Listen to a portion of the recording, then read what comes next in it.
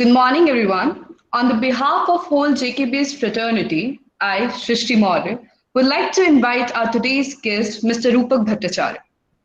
Mr. Bhattacharya is the owner of Elixir Kitchens. He is a professional canine culinary chef, and his sole purpose is to bring transparency into pet food. Talking about his experience of owning Elixir, he states that the beauty of being a business owner is that you can't be boxed into one role. He says, I wear multiple hats. Some fits well and some gets tailored. He has also worked with IBM as analytics for information management and enterprise content management, product sales specialist in JP Morgan Chase, manager of insider sales with HP, Red Hat, Akamai Technologies, and McAfee. He has also worked with Dell. He has done his graduation from Delhi University. His biggest achievement was when he got published as a farm to bowl pet food company in an article which states that dogs are eating better than their owners.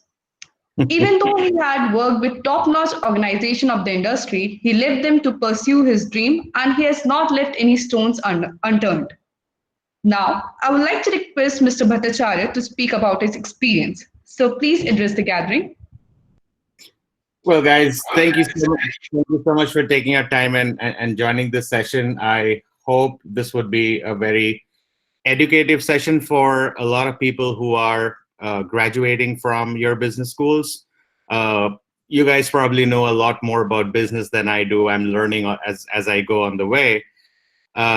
So I just wanted to spend some time and share with you some of my experiences of coming out of corporate America, corporate India. I worked in India for a long time before I moved here. And some of the challenges, some of the experiences that I've had moving out of a regular 9-to-5 job and then starting something on my own, which creates a lot of, overwhelming situations that people face when they start off. So before I start off, I just wanted to kind of understand of the people who are listening or seeing, being a part of this conversation, how many of you are going to become entrepreneurs or are thinking of starting something on your own?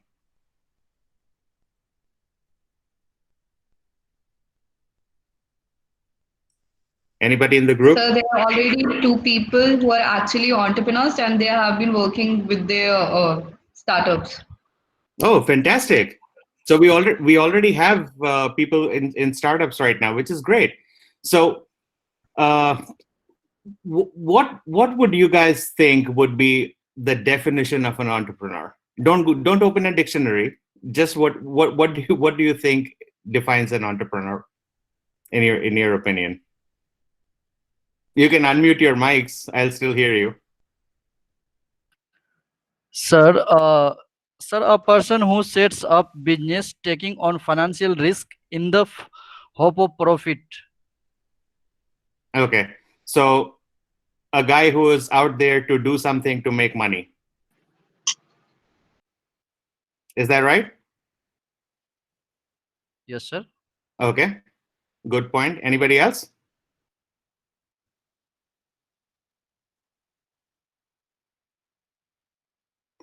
So in my experience so far, there are three kinds of people that I have classified them as. So I'll give you an example. When we were young, our parents would tell us, like, if there's a pot of boiling water on your stove, your mom would say, don't touch it because it's hot. Now, there are three categories of people. The first category of people would hear your mom and say, mom saying it, it must be right. The second category of people are people who would be like, I don't know what to believe, so they'll stay as they are. And the third category of people are people who would go and touch that pan to see if it's really hot, burn their fingers, and learn the lesson that way. In my world, those are the people who end up becoming entrepreneurs. So they burn their hands to understand that the dream can happen only when you get your hands dirty. Okay? It all starts with the dream. The dream, like somebody just said, to make money. The dream to make a difference in the society. The Plus, dream. I also add, sir, financial risk. Yes, and financial risks are there in your regular job or in entrepreneurs as well. I mean, you can lose your job and that's a financial risk, right? So to your point, yes, absolutely. Financial risk, there is no guarantee that just because you're starting a business, you'll be the next big successful Mark Zuckerberg. It doesn't happen like that. So yes, there is a big factor of risk that is built in, but the bigger drive is the ambition to succeed in your goal and to make your dream to a reality. Does that make sense? Yes, sir. Yes, sir. Yeah. So to start off, I'll give you some of my personal experiences. I started off about with 18 years in technology. I work like somebody said, I worked in IBM. I worked various roles within corporate America, within corporate India, and learned the rules of business. Okay. 7 long years while I was in my job, I was dreaming of trying to do what I'm doing today. It's a very challenging situation to come out of your existing secured life where you know you have a job, you know there's a salary coming into your bank account, you know everything is stable, and you don't want to disrupt that apple cart because everything is working in your favor. The moment you're trying to challenge the status quo and try to do something different is when you're disrupting everything. You're disrupting your career, you're disrupting your financial situation, you're disrupting your family, you're disrupting your personal life. And all these challenges are what stops from making that dream come true. I read an article a few years ago which talked about every 10 minutes, 5 brilliant ideas go into the trash can because people do not have the courage to deliver on that dream because they're scared, right? And it takes a lot of effort and it takes a lot of courage to step out and make that dream into a reality. Okay?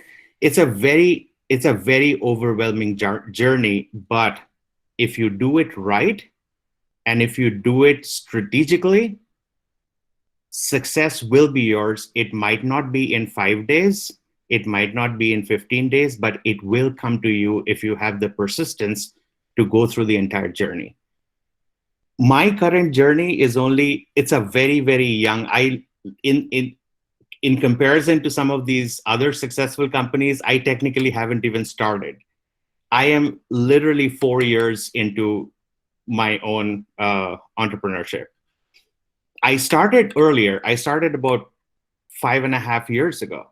But what we have now is something that kept changing over time because the market needed something different. And I don't know if you must be aware of this term called pivoting, where your business keeps changing and your business direction keeps changing because you see the market change based on time, based on situations, based on interferences in the market. Like, for example, what's happening with COVID. A lot of businesses have failed. They have literally, collapsed. But certain businesses are still successful and still going strong because they changed with time. And these are some of the challenges that you will face as an entrepreneur because you are the guy who is making those decisions. If you are in the corporate world, Your bosses are making those decisions. Somebody else is staying awake, but you're having a good night's sleep because your job begins at a particular stage and ends at a particular stage. It doesn't cover the entire spectrum of running an organization. When you're an entrepreneur, you're on the other side of the table. Your job starts with opening the doors and closing the doors at night. And your job still continues when your business has officially shut down because the business hours are over, but you're still working because you own that business. So I'll be taking you through certain aspects that I have personally gone through, I'm going through right now in various stages, and I see those changes, and I'm going to tell you why, if you have the dream to go and do what you have dreamt of, there is no better time to do it than now. Okay? Success is not defined by what others think you're doing. Success is defined by how you want to materialize the dream that you had, based on which you started whatever you started as a project. I mean, I started with food. Somebody else could have been developing a software that will eventually turn out to be a big multi-billion-dollar business. It's not today. Tomorrow it will be, if you continue doing what you're doing.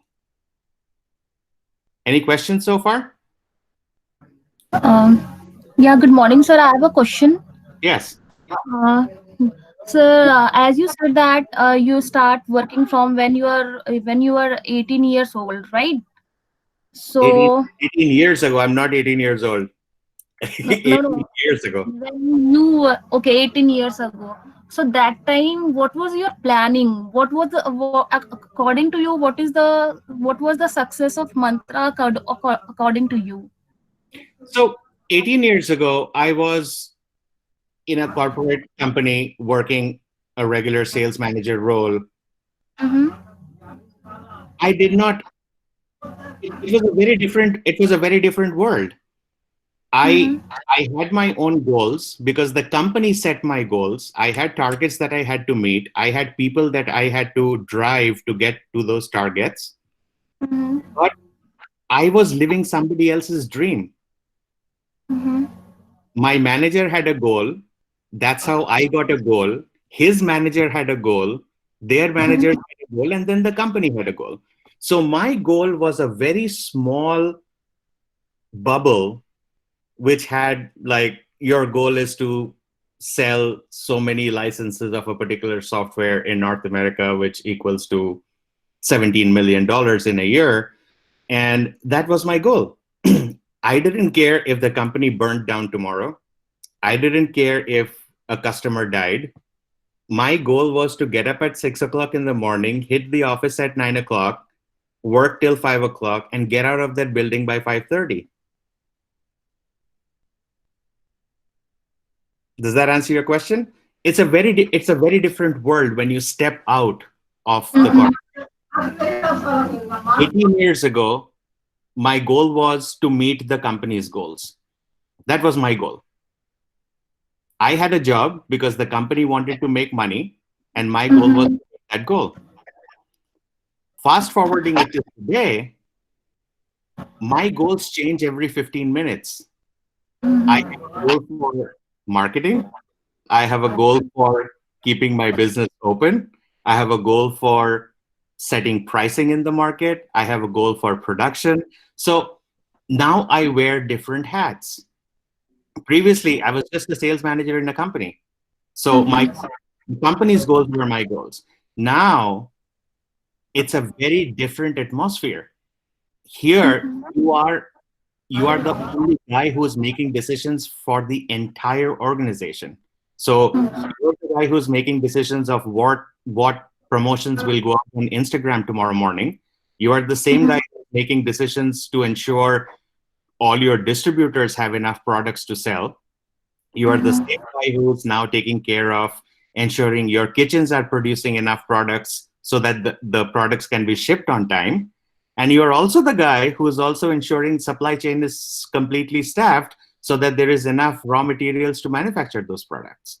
So now you see the change in paradigm. The previous change was I have 20 customers, I have 300 phone calls to make, I have to visit 5 customers, I'm done for the day. Here, you're not done for the day till the day is over and it transforms into a new day. Uh, Thank you so much for your answer, sir. Sir, I had one question more, last question. Like Yes, you have please. work in India, like you have work in India also, and now you're working in USA, right?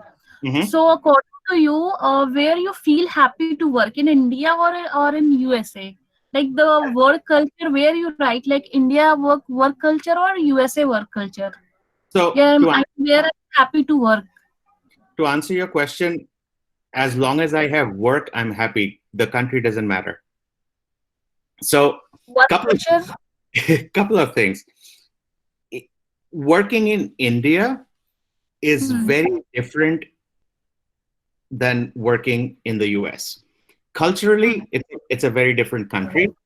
The concept of work is very different here. Okay, but it's changing. Because there are so many European companies, American companies that are out there in India right now. If you look at Bangalore, if you look at Gurgaon, for example, I mean, it's flooded with multinational companies. It's a global world right now. So work culture is pretty much the same across all countries. If I've even worked in Europe. So when you start seeing, I've worked in Amsterdam. I've when you see those places, you don't feel the difference of work culture. You just see different people. Mm-hmm. And because it's becoming a global business platform, the culture, the goodness of work culture in India transports over to the US, to Europe, and the goodness of work cultures from here goes back to India. So eventually a time will come when there will be very little differences other than people looking different. That's pretty much the only difference that you have. I mean, I stay in New Jersey. This place is like, a lot of Indians here, a lot of IT companies. We have TCS, we have HCL, we have pretty much all big, Indian companies that you can think of as offices here. So as you can see, it's becoming a culture of mixed breed. So I mean, to answer your question, it's the work that makes you happy. It's not. It's the geography of the workplace is kind of not important anymore. Okay, sir. Thank you And, so much. and to my context, I mean, I am a lot happier doing what I'm doing right now as my business versus working with IBM or working with HP or working with some of these other big giant global companies. Okay, sir. Thank you so much for your suitable answer. Thank you so Yeah, much. no problem. Any other questions? No, sir. Very good morning, Yeah. sir. This is Sheikh Thakur. Yeah. Sir, what do you think, sir, when you are hiring somebody and when you are hiring a candidate, what do you think in mind that he is able to do your work or not? Okay, so if I understand your question correctly, what are the characteristics I see in a person when I hire Yes, them? sir. Okay, Yes, sir. so basically, in my role as the founder of a company, slash CEO slash chef, I hire people with different portfolios. Okay, so sometimes I'm speaking to a guy who is a chef, or sometimes I'm speaking to somebody who is a design, a graphic designer, or somebody who is doing social media marketing. So when I'm hiring for a specific, it all depends on the role I'm hiring for. So there are certain guidelines in my company that we need to follow. So one of the principles that I hire for is, how important is a customer to you?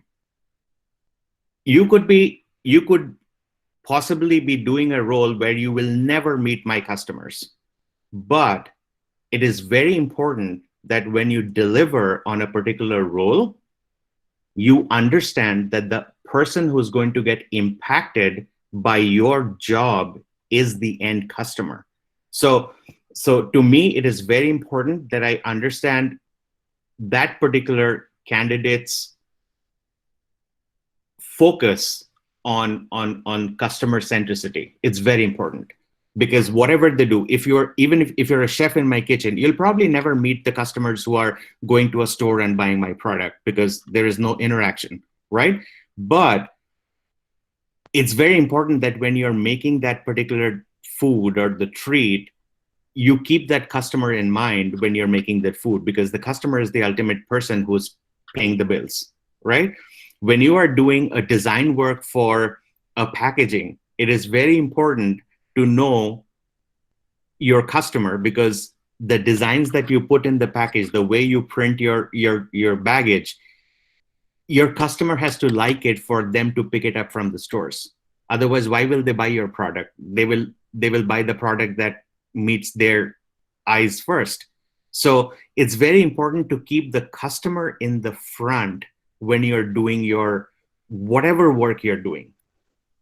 Even to the point of, I have a guy who, it's a very small company that comes in to sanitize my kitchen once every week. Okay. Even when I was interviewing them, it was very important for me to know that they understand that a clean kitchen will mean a safer product in the market, because there could be contamination, there could be bacterial infection with I work with a lot of proteins, like, beef, chicken, other forms of meat. So it's very important that they understand that if the kitchen is not clean, then there could be infections that will go into the food, and that will transfer into multiple families. And then you have product recalls and a lot of stuff. So to answer your question, the customer has to be in the center, like how the sun is in the center of our solar system. It is very important. To me, the customer is the sun. We all revolve around it. So every role that I hire for, every business that I work very closely and partnership with, have to have the same vision of keeping the customer in the center and then working towards the goal. Does that answer your question? Yes, sir. Thank you very much, sir. No problem. So moving on. So I started my journey literally about 5.5 years ago. And it took me 7 years before that. Every year I would tell myself, you know what, end of this year, I'm going to quit. I'm going to start on my own. And every year went by, and I would be like, okay, let me try one more year at IBM, and then I will do it. And this kept on happening for almost 7 years before I finally said, if I don't do it now, I'll never be able to do this anymore, because I'm not getting any younger. And after this, my appetite for risk is going to get smaller and smaller. So the best thing to do is to do it now, try it for a few months. If I don't like it, I can always go back to IBM. So I had a discussion with my manager, and I said, hey, Kate, this is exactly what I want to do. And she thought I was crazy. And she was like, so initially, I did not have a pet food business. My business I started as a dog trainer. And everybody who knew me thought I was crazy. It was like, you're going to leave IBM business analytics to go to people's homes and train their dogs? So nobody even took me seriously when I said that. So what I told my manager, I'm like, hey, this is what I'm going to do. I'm going to take 6 months of sabbatical where I'm going to resign and I'm going to start doing what I'm doing. If I don't like what I'm doing, I'll give you a call and I'll come back. And she was like, okay, if that's what you want to do. This was 5.5 years ago. I started off as a behavior rehabilitation specialist for dogs. What it means in the real world is if you have a dog who is very aggressive, who has killed other dogs, who has, bitten people off, like, literally went aggressively and attacked other human beings or other animals, generally in the US, what they do is they kill the dog. They take the dog to a veterinarian, and the veterinarian will inject the dog with certain kind of poisons, and they would kill the dog. That's the rule. So I started off as the last step before the vet gets to kill the dog. So I would go into people's homes who have aggressive pit bulls and other dogs, because that was my dream. And the reason why I'm telling you the story is over a period of 3-4 years, you'll see how dreams have changed with the demands in the market. So with this, we successfully rehabilitated hundreds of dogs where they were already scheduled to be terminated, but we took the challenge and we took those dogs and we trained them to become more habitable, and we placed them in different shelters so that they don't become that aggressive anymore. While I was interacting with with people, I was also noticing what they were feeding their dogs. So when I would go, say for example, I went to your house and I'm training your dog, I would also notice what you're feeding that dog. And in 95% cases, I noticed that people were feeding mass-produced food to their dogs.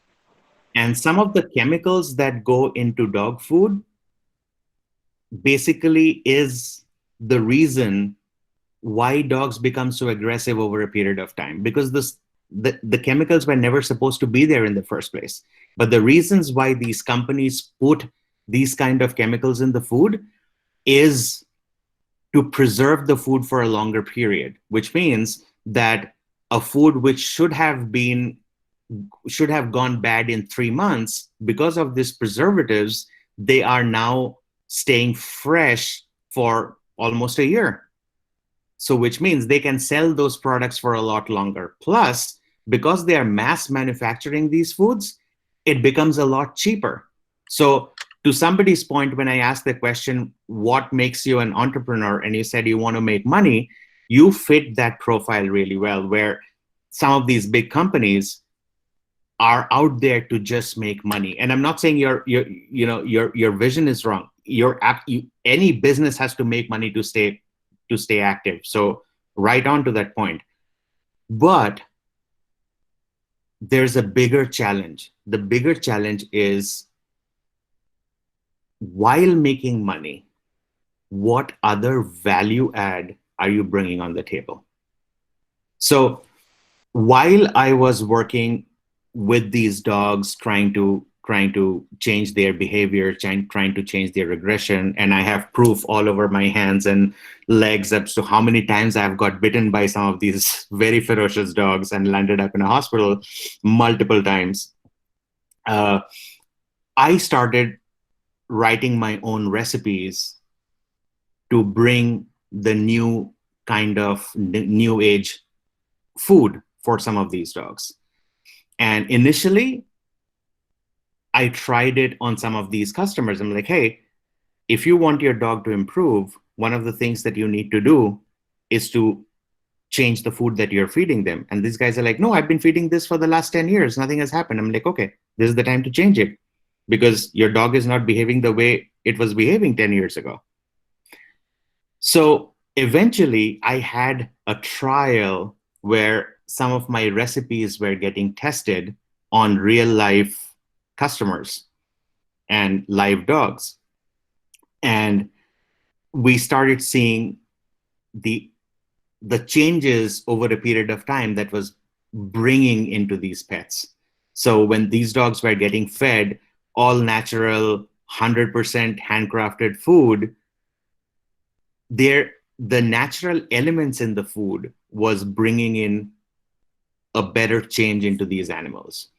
So it came to a point where we were working with dogs with cancer, dogs with different stages of cancer, different stages of arthritis. And trust me, I don't know how many of you have pets at home, but you will know that most of the diseases that humans have, dogs have exactly the same kind of diseases. Dogs have diabetes, dogs have heart diseases, dogs have arthritis, dogs have pretty much every disease humans have, including cancer. So some of these foods were actually taking care of some of these issues with dogs. And it came to a point where I realized I was doing something right, because when I would have customers who would, hey, Nilesh, if you have a question, you can ask anytime. Don't wait. Yes, sir. Sir, I have a question. Yeah. Sir, one question, sir. Sir, for example, sir, you are a manager and supporting a sir एक time पे हम लोगों को मतलब manage करना होता है, but हमें जो रॉ मटेरियल होता है हम बाहर से परचेस करते हैं, बट कंपनी हम लोग चाहते हैं कंपनी की ग्रोथ के लिए हम उसे पूरी रॉ मटेरियल प्रोड्यूस करें, बट सर सम रीजन वो जो प्रोडक्शन होता है वो बाय मिस्टेक खराब हो जाता है या फिर रहता है, तो उस टाइम से जो लॉसेस होगा तो उसे उस टाइम क्या करना होगा कि उसे हमारे जो फूड की क्वालिटी होती है वो थोड़ी कम हो जाती है, तो सर 10 उस टाइम क्या करना है, हम बाहर से परचेस करना चाहिए कि हमें उस रॉ मटेरियल को यूज करना है, क्योंकि वो कंपनी की गुडविल पे भी इफेक्ट करता है sir? Nilesh, here's the thing. I'll give you a very short answer to your long question. If there is a compromise in quality, I wouldn't do it as a business owner. Nothing is more important than maintaining the quality. What was the dream? The dream was to make a product that will create a difference in the market. If you are going to use a substandard product just because the product has been lying in your warehouse and it is getting bad and it has expired, and you're going to use that product because there will be a temporary loss, then it is not worth it. Because you are going against your own dream of creating a product which is supposed to bring a difference in the market. So yes, if you throw the raw material away, you will suffer a temporary loss. But that loss is a lot better than the goodwill that you will lose in the market by issuing a substandard product with inferior quality ingredients. Does that make sense? Sir yes sir जैसे अगर हम manager हैं तो 10 time से losses हम लोग को उसी टाइम को मतलब शॉर्ट टर्म के लिए हमें सोचना होता है, बिकॉज यू नॉट सीईओ ना सर, बड़े लेवल पे हम लोग नहीं है, बट मैनेजर के लिए सर ये रहता है कि उस टाइम के जो प्रमोशंस होते हैं या उस टाइम होता है तो सिचुएशन क्रिटिकल होती है कि उस टाइम हमें क्या करना चाहिए। अगर हम कस्टमर के लिए सोचते हैं, कंपनी के लिए सोचते हैं, बट हमें उस टाइम तो लॉसेस देना होता है, जिसके लिए हमारी जॉब रिस्क भी होता है और कुछ सर्टन हमें फेस करना होता है sir. So Nilesh, here's the thing. What would you prefer to lose? The company goodwill or a customer? Sir, first priority is you are a manager. The first is job secureness, sir. So I understand the complication. Okay. As a manager, the biggest challenge that you will face is to balance both sides of the equation. Okay. So every company works differently. Every company has different strategies. I can tell you about my company. In my company, my production manager doesn't even have to come to me if a raw material has 24 hours left for expiration.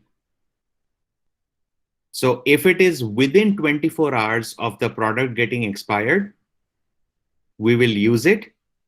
The moment it hits the hour on which the products are supposed to, because we work with fresh ingredients, right? There is no preservatives, there is no nothing. So if the product has hit the expiration date, so for example, if I have 20 pounds of chicken raw chicken, which is supposed to expire on Saturday morning at 10 o'clock.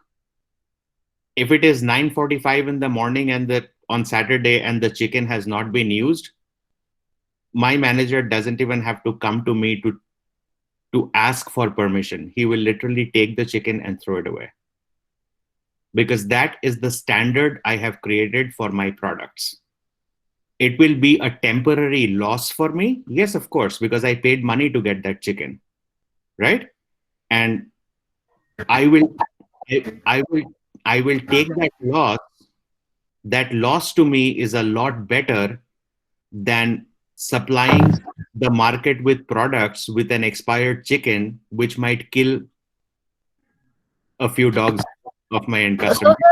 So, sir, according to you, company goodwill comes first, first priority. The Right? quality of your products, in my case, is my first priority. Means company goodwill. Yes. So how you do? Good morning, sir. Nishan this side. Great to have you here. So how you do how you doing start innovations and experimenting in innovations in your products with time to time, because your final individual who's gonna consume your product can't say you that okay, I'm get fed up of this taste, I want something new. So how you do these experiments? That's a very interesting question, Nishan. Thank you for asking it. But before I answer your question, let me go back to that previous question for a second, okay? Yes, sure. So one of the things that as managers, to continue from the previous conversation, that we have to balance is the art of balancing the supply chain. As managers who are managing the supply chain, they need to have a robust system in place which should tell them which product is expiring at which particular period of time. So you could have run a marketing program with products that are expiring in the next few weeks a lot earlier if you had the data that showed which products are expiring at what time. So that's the reason why data is so important in business. Doesn't matter how big or small your business is. It is very important to analyze data on a daily basis, and especially people who are managers at their respective roles and people who are handling products that has expiration. When you run a very well-balanced supply chain, you will rarely have situations where your products are expiring and you don't know what to do with it. And then if you throw it away, your company will see it as a loss and they will fire you. If you sell it, your end customers will get an expired product and come back to you and say, you sold me an expired product. So to those managers, it's very important to understand what is in your warehouse and when are they expiring. We do it all the time. We have systems in place, and trust me, I'm a very, very small business. So most of the systems that I'm talking about are probably Excel sheets. We don't have SAP, we don't have ERP systems and stuff right now because it's a small business. We can't afford those kind of licenses, but we manually track it on a regular basis to ensure that we are addressing those concerns. My products don't have one single preservative in it. So basically they have a very short shelf life. So managing supply chain for me becomes really, really important to ensure that we are sending them off to the distributors, to the stores at real time, right after production, so that nothing gets stocked behind. Does that make sense? Yes, sir. Okay. Yes. So coming to that was Nishant, right? The last question. Yes. Okay. Yes. So Nishant, to answer your question, I have 2 kitchens. I'll give you my example. I don't know what other companies do. I have 2 kitchens. One is an R&D test kitchen, and the other is a commercial kitchen where we are actually making the treats and the food that is out there in the market. So my job as a chef is to write new recipes and experiment with new products. And I'll give you examples. when we started off with our treats, we came up with certain recipes that were unheard of in the pet food industry. Okay.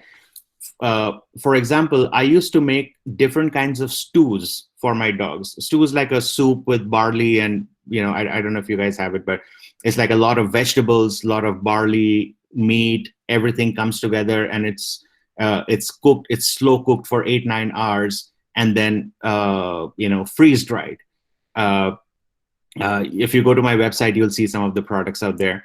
And so what we did was we ran with those products, and we launched them in the market, and they're doing exceptionally well. The question was, how soon do you release the next product? Okay. And so in my test kitchen, in the R&D lab, I have myself, I write my own recipes. I have a food nutritionist who's basically, what they do is after the food is cooked, they would go and test the food in a lab. And they would look for, when you turn the back of a packaging, you will see nutrition facts of how much carbohydrates, how much sugars, how much protein, how much minerals. They do those kind of tests. And then they come back and say, hey, Rupak, recipe is great, but it is missing these minerals because these minerals are important for dogs' nutrition. We go back and rework on that recipe. So, like, for example, I have 6 products which are out there in the market right now. Within the next 4 weeks, the reason why I'm up at this time of the night is because we are working on a release of 6 new products in a matter of 1 year. So within the year, we already have so many, we are releasing 6 more. So we will now have a bigger SKU to manage. The moment these products get released, we are constantly working. So myself, another chef, a food nutritionist, we get an engineer, a nutrition engineer. We get together once every month and test 7 different recipes that I write over the period of the month. And then we go on experimenting. So there is no good time to release the new product. You will have to know your market. Every company releases products at different stages of the product's life cycle. So you will have to have the products ready. Just because you have it ready does not mean you have to release it tomorrow. So you will let the current products play in the market. Every time a customer buys the product, they like it, they come back, write reviews, they come back and buy again. You will let it play for a while. In the meantime, you are preparing yourself for the next wave of products that you are going to release. And there is a catch-22 situation in releasing too many products, because what you're doing is you're competing one product against the other. So you can't let that happen as well. So you will have to very strategically release a product out there. Like right now is absolutely the wrong time to release the product. People are losing jobs. People don't have money. Dog food is the least of their concerns right now. So we are holding on. We're waiting for the markets to open. We will wait for a couple of months for the market to stabilize, for people to go back to their jobs. And then of the 6 products that we were planning to release, we will release only 2 and test the waters. We'll see how that goes. We will then release probably the 3rd product by the end of Q4. So it's a very strategic decision. One wrong move will make that product fail, or will take a longer time for that product to reach its success. Does that make sense? Yes, sir. So I've also gone through a website, so it's good, sir. One word I like that you use your honest love towards your furry friends. That word I really like. Yeah, because I did not leave a very, very well-established job to do this if I wasn't absolutely hooked onto this. So what you're seeing on that website right now is 100% passion towards the animals, and also the concept of bringing a very, very transparent product. Pet food industry in the US is a very dirty business because there are very few regulations. So what big companies do is they take the leftover parts of the animal which humans won't eat and grind them down to a paste and use that to make dog food. So I will not give out names because it is not my style. I don't want to play other people down, but that's how companies make money. Because if you want to go and buy a good piece of meat, whether it's lamb, beef, chicken, it is more expensive than buying the leftover intestines and skin and other parts of the animal which nobody wants to eat. So you can take those, put them into chemical machines, grind them to a paste, and make dog food. It is 20 times cheaper. So the dream that I had was to bring transparency back into pet food. And that's what I'm doing. So I have organized events where people can walk into my kitchen and see exactly how the food is getting made. So they get to see the turkeys that we use, the beef that we use, the chicken that we use. They see the production process and they're like, "You're doing this with dog food?" I'm like, "Yes, we're doing this with dog food," because they are your family members. That's what you call them. Why are you feeding them food that you wouldn't eat yourself? Yes, sir. So that's the change. That's the vision and that's the reason why people have started to accept us as an organization, because they haven't seen something like this before. Yes, I totally agree. Hello, sir. Good morning. Yes. Shiny Yes. this. Good morning. So this, as you are in this industry, which is a very different industry. So Yeah. I like to ask you that what are the tools or how you track your product life cycle after it's in the market? That's a very good question. That's a very, very good question. So in fact, the reason why I'm so excited that you asked me that question is because that was the activity I was doing this morning. So I have fresh answers for you. So, so product life cycles in the pet food industry is very different. It is not an FMCG product like you see in India. It's not a brand of chips. It doesn't move as quickly. You don't need to bring in a newer flavor into the market as quickly as you would with FMCG products. Okay, people get tired of eating barbecue chips or salsa chips, and they want newer flavors every 15 days. It's not like that with pet food, because pet food, even if it is treats, they have a adoption cycle.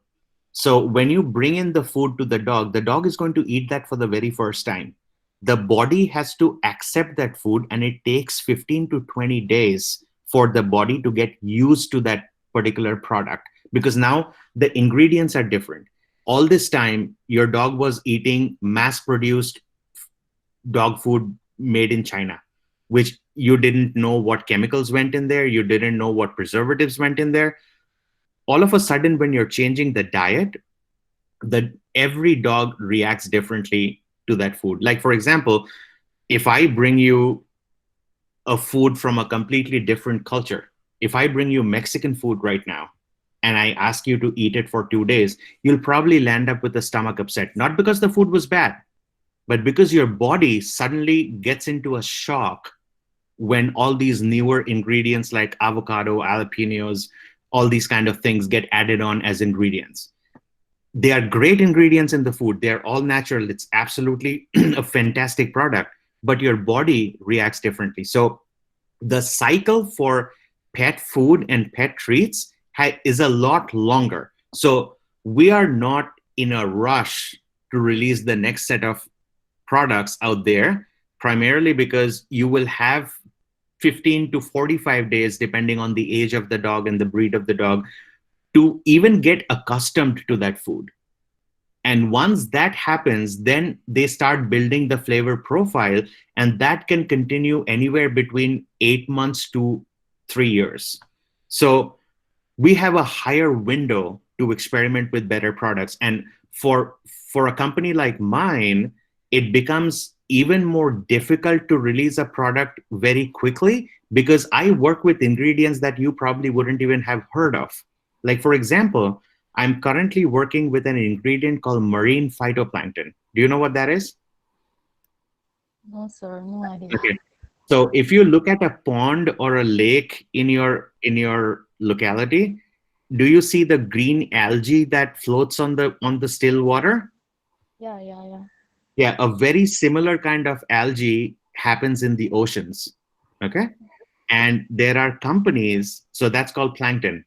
So there are companies I'm working with who are based out of Amsterdam in Holland.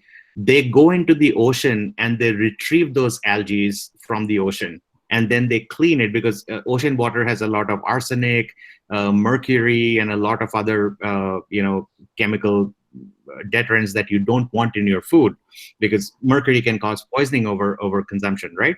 So we work with these companies with these exotic products and then come up with recipes that includes these products. So for a chef like me, it becomes even more difficult to come up with products every 3 months.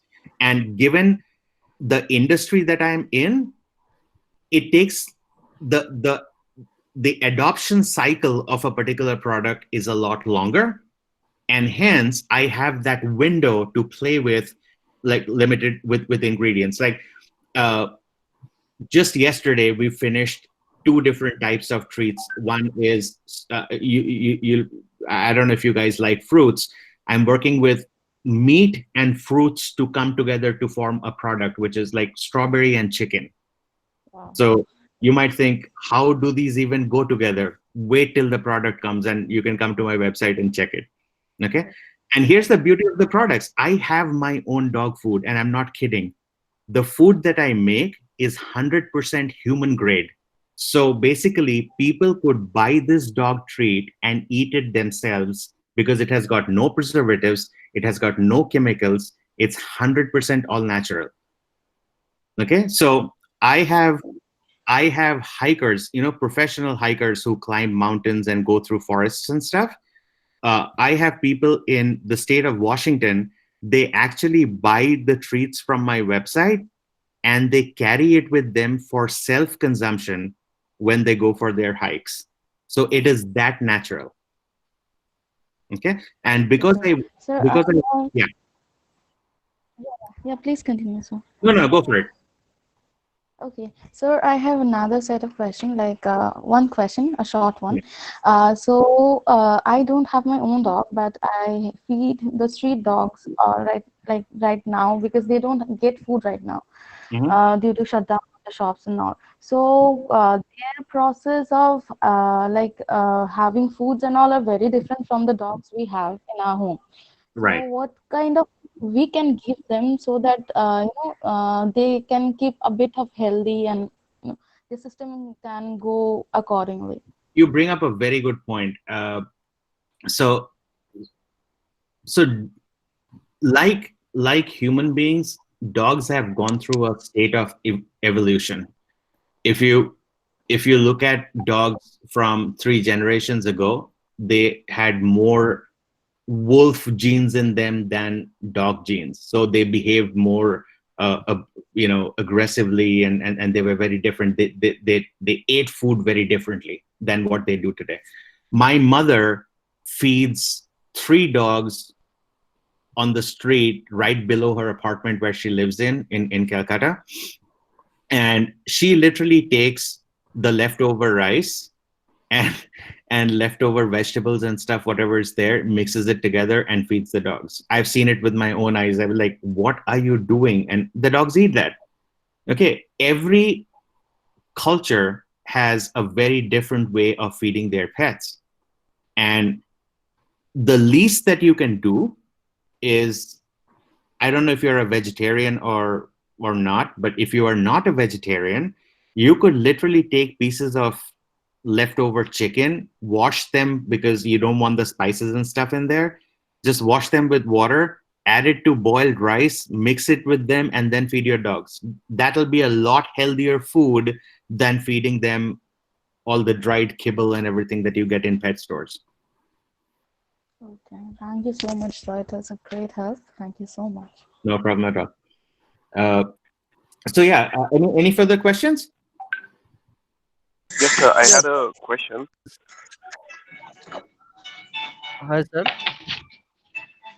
Yeah. Sir, you told you earlier you told that, sir, in Indian culture, dirty food is given to dog. But if you talk about in traditionally, there is no dog breeding system in India.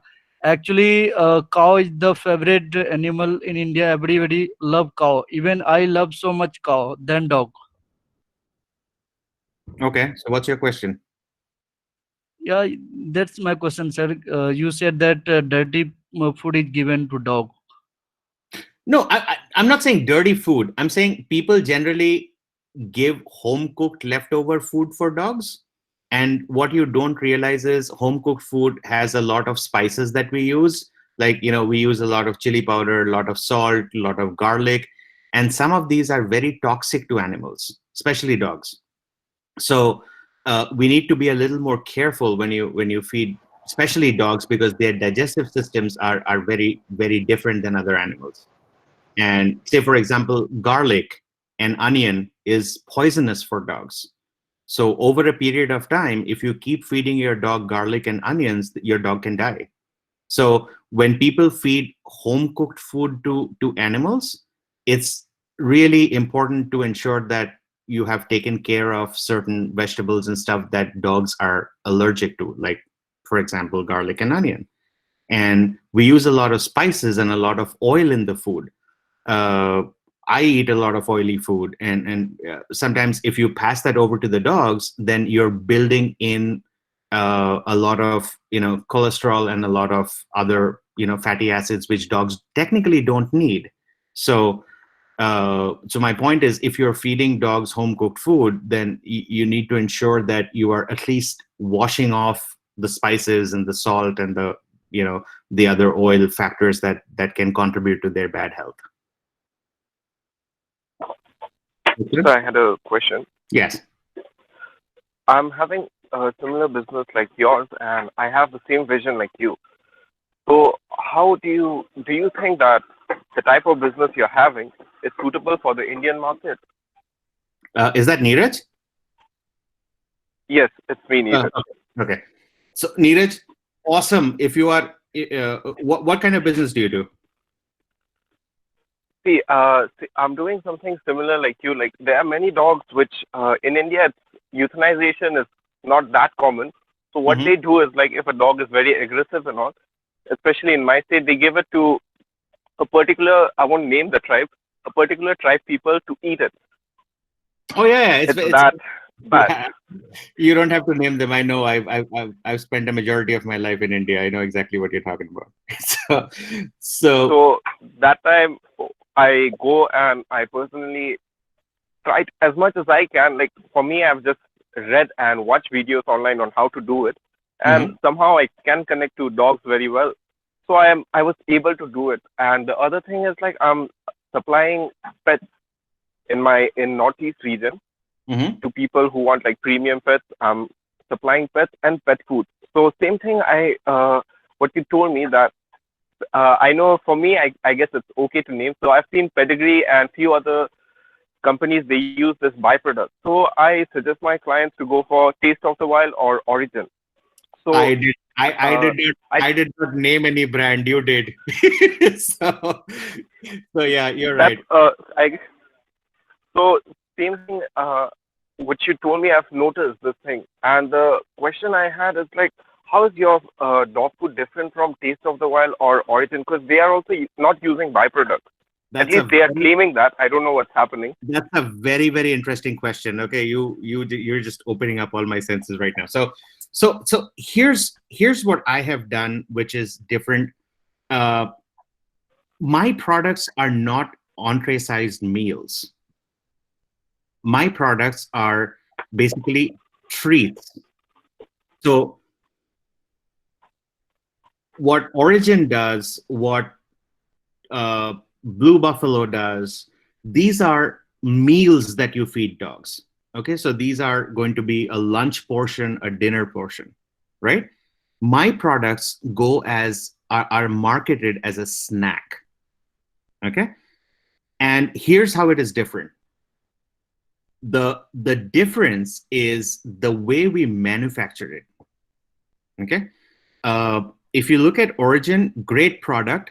I love Origin as a company. I have very close connections with their Canada production centers because I follow them very, very closely. I love the brand.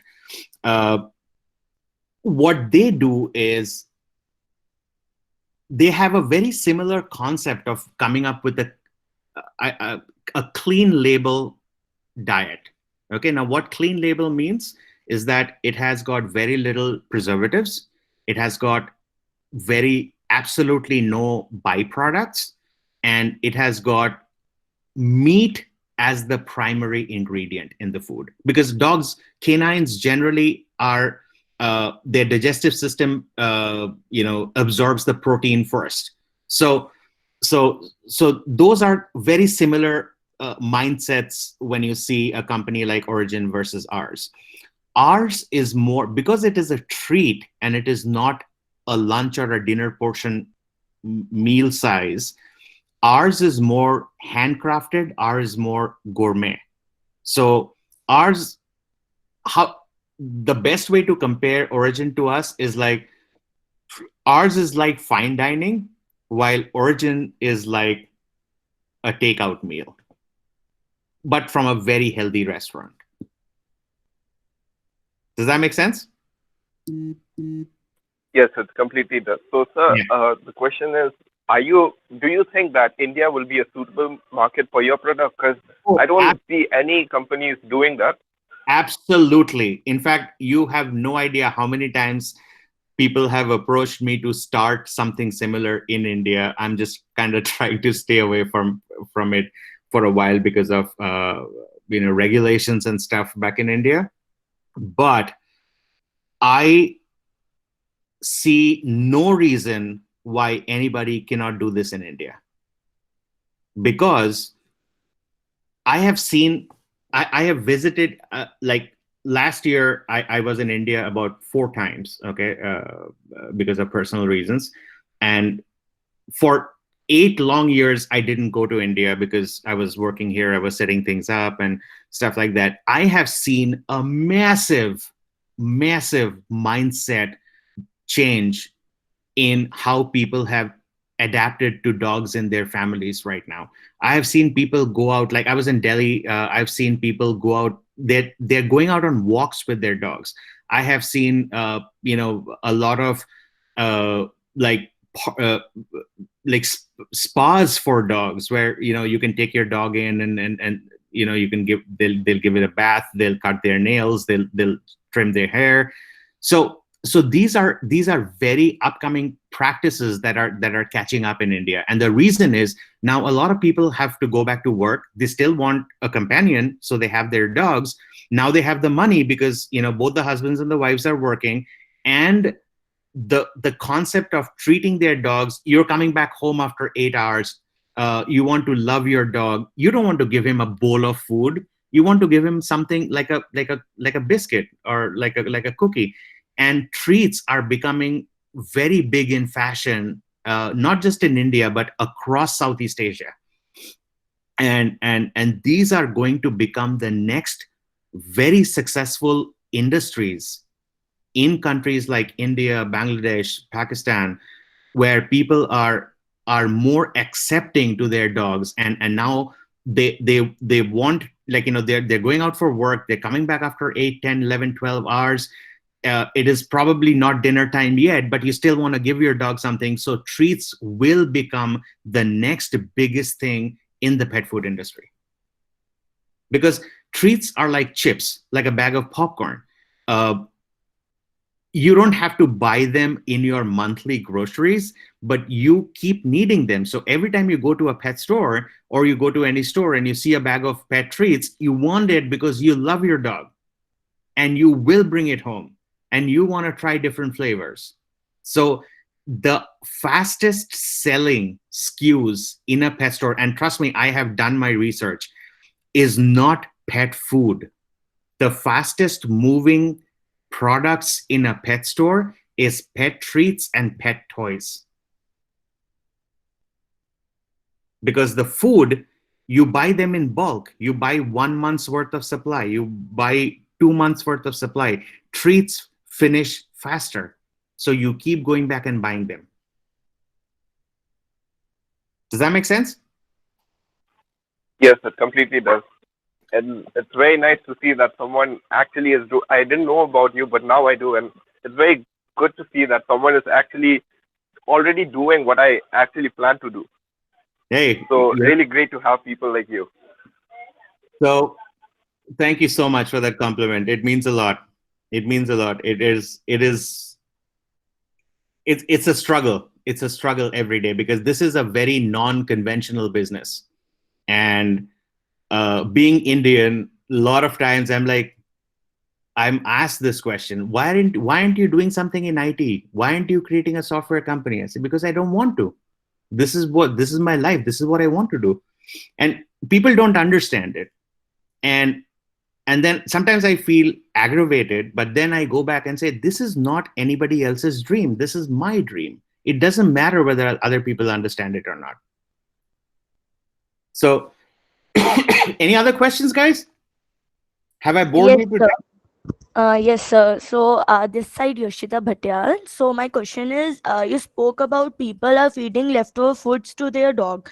So that is okay because they are not aware of such kind of products are still existing in the market. So what type of promotions you are using to aware such kind of people about your products?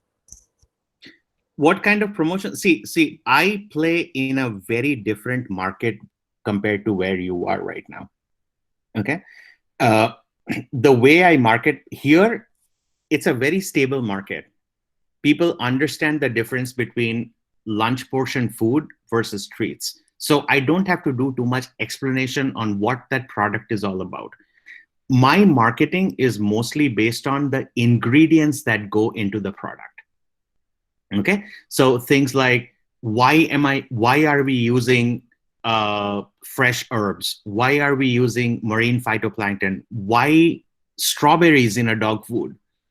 Okay. So here the marketing is more about the freshness of the product, the ingredient profile. In different countries and different cultures, people are the concept of feeding dogs are different. Okay. If I go to a country like, say, if I go to India or Bangladesh or any of the other countries where home food is what the dog eats. Okay. So the way to take your product to market will be very different. You can't just say, hey, here's a bag of treats. It's good for your dog. Buy it. It won't work. So it has to be the concept of tying it to human life. You come back from work. Why do you have that cookie with your cup of tea? Because you want a snack. Your dog wants a snack too. Here's a snack for your dog. Okay, I'm not doing a marketing program here, but every product is introduced in the market with different concepts, and the concept is tied to the culture of that market. So the way I market the product here in the US is going to be very different than how I market the product in Europe. I haven't gone to Europe yet. My products haven't reached there yet. I have a few customers who buy it personally, but that's different. But if I have to launch it in Europe, my marketing strategies would be very different because those are different markets with different cultures. So culture plays a very important role when you're introducing a product. Does that answer your question? Yes, sir. Thank you. No Good problem. morning, sir. Rupa this side. Sir, I have a question. Mm-hmm.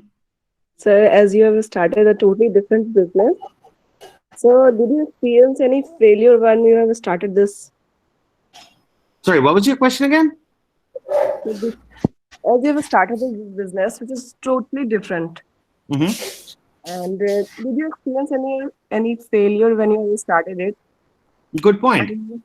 Yes, and it will be very wrong to say that there were no failures in the business. I wouldn't call them failures personally. So basically,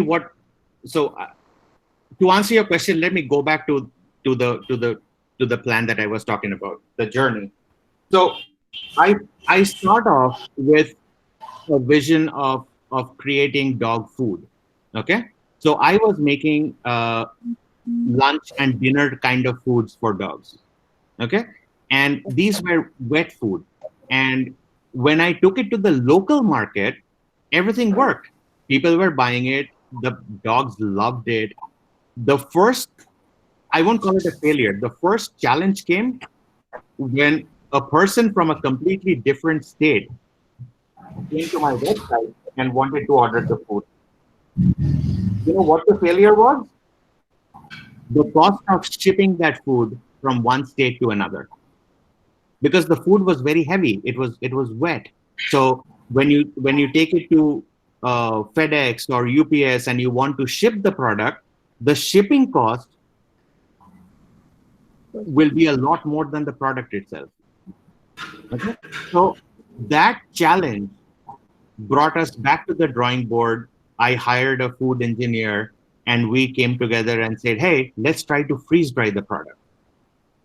And we started free. So this is basically a business term called pivoting. What pivoting means is you hit a roadblock and then what do? You shut the business down? No, you don't. You come up with more unique ways of staying open.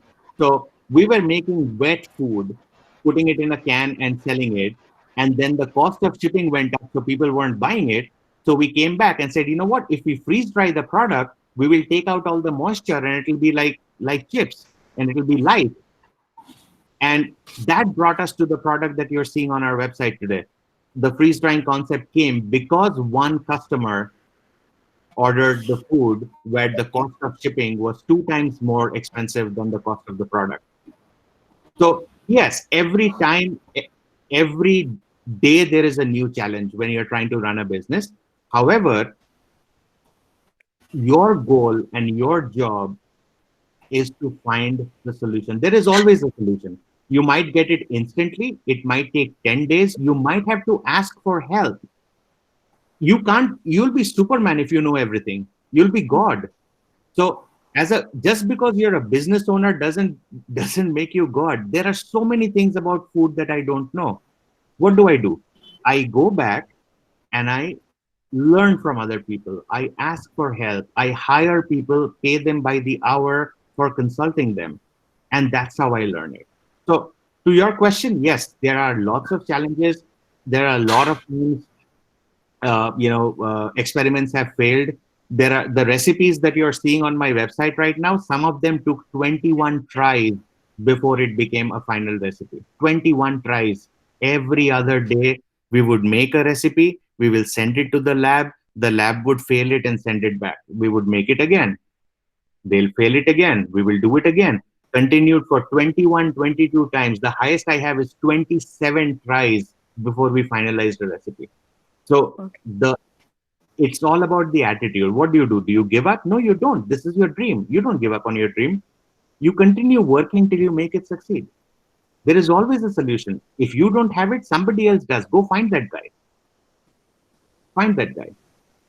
So as a business owner, as an entrepreneur, your goal is not to become Superman. Every time you try to run a business in a company environment, you don't feel this challenge. Why? Because you have tech support, you have architects, you have HR, you have the support system already built for you. In your own business, you don't have the support system. You have to, every time you hit a roadblock, you have to go find the other person. And you have to find who knows. Like, I didn't know anything about food nutrition. So I hired a nutritionist to say, hey, I don't know anything. I can write recipes, I can cook. I'm a chef. Can you help me build the nutrition factor that a dog needs to stay healthy? So you take help and you succeed on your dream. Does that make sense? Thank you, sir. It's really helpful. So And So do you use any milk products in your recipe? So good question. Answer is no. As of right now, we are experimenting with Greek yogurt and a couple of other dairy products. Dogs are very sensitive to some kind of dairy milk proteins. So we are working with almond milk and a couple of other non-dairy products which mimic the taste of milk but are not actually dairy. Okay, sir. Okay. So coming back to some people, as I know, are already business owners here, and are all, many times I have faced this challenge of people who ask me, "What's your 5-year plan? Where do you want to see this business in the next 5 years?"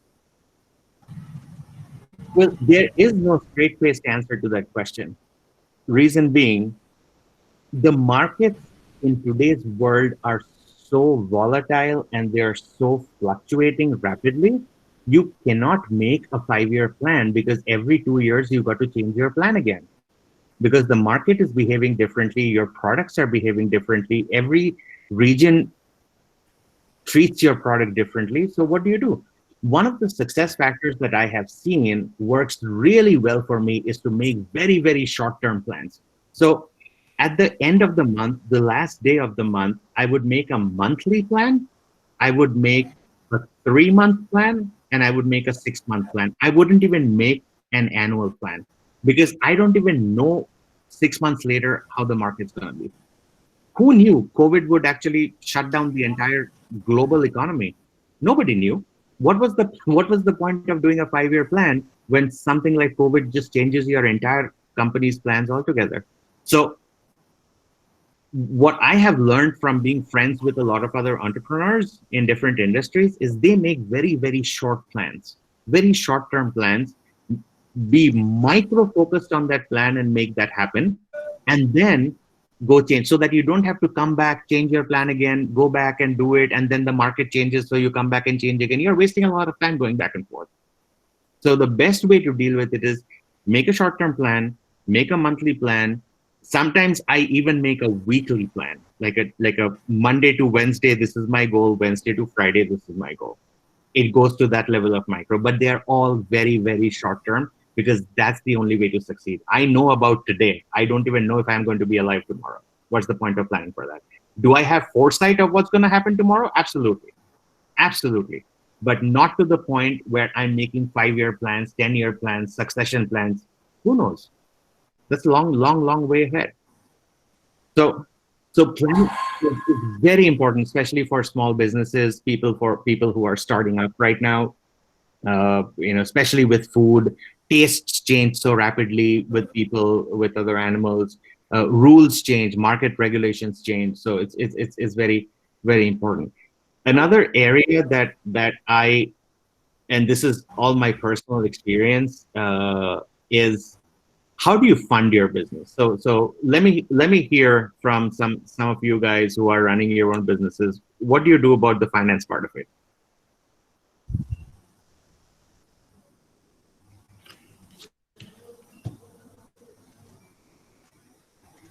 Anybody here? Yeah, there are a lot many.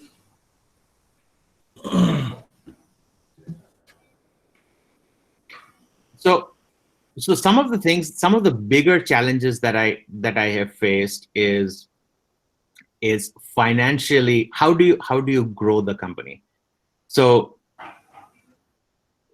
a lot of people have I'll write a business plan and we will take it to a bank and the bank will fund you and suddenly you are like, you're a big company. 100 times, one time out of every 100 times is when a bank actually funds your business. Okay, so some of the things that I have done is to mitigate my risks a lot. Like we were talking about, how do you mitigate your losses by not letting products go to waste? So that helps you to stay a lot more profitable. One of the things that I have done with my business is I let one product grow and make me enough money to launch the next product. So you are controlling the growth, and at the same time, you are building your own equity to create the next product. Because when you're creating a new product management takes a lot of money. The cost of testing the product, the cost of packaging, the cost of shipping, there's a lot of costs involved. So if you already have one successful product and that product is making you money, then you can utilize the equity from that product to go create the next product. And this business model has really, really helped me stay very successful. I still haven't had the need to go to a bank to borrow money to run the business, primarily because it's a very staged growth process where we let one part of the business fund the next part of the business. Okay? So, and we do a lot of celebrations here. We every new customer every new retail store that we add in, every new distributor that comes on board to sell our products, we literally celebrate that as a success, because to us it's a very, very big win. We started off with zero, and we reached a stage where people we don't even know wants to buy our products. Dogs that we haven't even seen are getting healthy by eating our products. And people send us pictures. If you go to our website and if you click on any of my products, you will find a red tab on the right-hand bottom corner, and that has reviews of customers. And these are live customers, who are so happy with what they see and how their dogs. We have cases where dogs with arthritis who couldn't even get out of bed are now walking by themselves. And we have not done much other than the fact that it's nature doing its talking. The natural ingredients in the products are actually helping the dogs feel better. So it's a big success factor, and and that's why we want to control how we grow versus selling to every store and the goal is not to be in every store. The moment you want to, we had that time in our life when we were like, do you want to be in every store and make 20 cents per bag of treats? Or do you want to be in 5,000 stores across the US and make 250% profit margin on each bag? And we said, I don't want to be in every store. Why would I want to be in every store? So we took the path of, and there is no right or wrong answer. I mean, I have friends who have, I have this friend of mine, she is in Ohio. She makes yogurt, homemade, handcrafted Indian yogurt, like, mishti doi and a couple of other things. And she sells in Walmart, Costco, every big store has their product. But for every box of yogurt, she makes 15 cents. So imagine the volume she has to manufacture to make money. Okay. So we took a different path. We said we will be in lesser number of stores, but we will manage a healthy margin, because at the end of the day, what counts is not how many stores you are in. That doesn't define success for me. What defines success for me is, am I making money by selling even the little that I'm selling right now? And if I'm making money in that percentage, then there is no reason to not feel successful. Does that make sense? Sir, I have a small question. So Yes. My name is Faraz. And, The last question of the day, please. a small Who is question the to next? ask. So Yeah, I've been sure, waiting sure. Go actually. ahead. And someone else can ask also if they want to. So my question is, so just for my curiosity, I mean, so how did you hire the individuals? Like you've been saying, if you are in doubt, you hire someone. So would you hire through a job portal, or would you do it within your contacts? So that's a great question. So not necessarily through a job portal. Sometimes the help that you need is possibly your neighbor. You won't find your neighbor on a job portal. So I am active in different Facebook groups, all related to nutrition, food, other stuff. I am also active in. I read tremendously, and one of the success factors of being successful, whether you work for a company or whether you work for your own, is to understand what's going on around you, business wise. It's very important to understand the industry you are in. So I'm in touch with a lot of people on social networks, on different blogs that I follow, including LinkedIn and stuff, where I know where to reach for what kind of questions. So if I have a nutrition related question, I will not go to LinkedIn and post my question there. I have certain blogs which are for holistic nutrition, and I go there and I speak with people that I know. And these networks I have created because of my personal interest in this area. And and that led me to connect with people on Facebook, on Instagram, on other social media platforms. We exchange emails. We even have phone numbers. So sometimes, I just have to send a text to somebody to find out details. So not necessarily, to answer your question, not always do you go to a job board to find the right guy. Somebody might be able to consult you who has the knowledge on that topic and is on Facebook. Or you could bump into, if you know people around you, that's very important.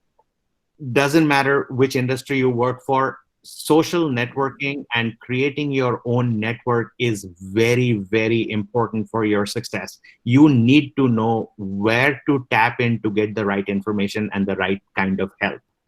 And trust me, you will be surprised. In many cases, the help that you will get, you won't even have to spend any money for it, because he's your friend on social network. He's your friend on Facebook. You could ask them a question and they'll answer it for you.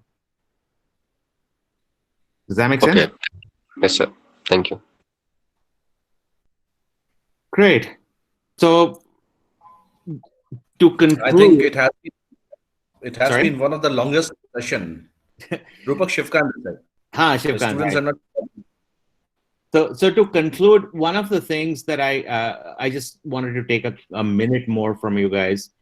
There is no fixed time when you will have this feeling of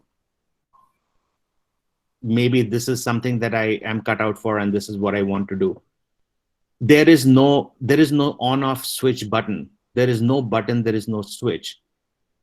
My suggestion to you is, every time you want to do something different than the rest of the world, everybody will have an opinion about it. Okay? The best person who can answer the question of whether what you're doing is right or wrong is only you. If you ask yourself that question, this is my goal, this is my dream. What you'll bounce it off other people. Absolutely. You will take suggestions from everybody, because that's important, because you need to know whether you're thinking straight or not. But ultimately, it all boils down to you executing that dream.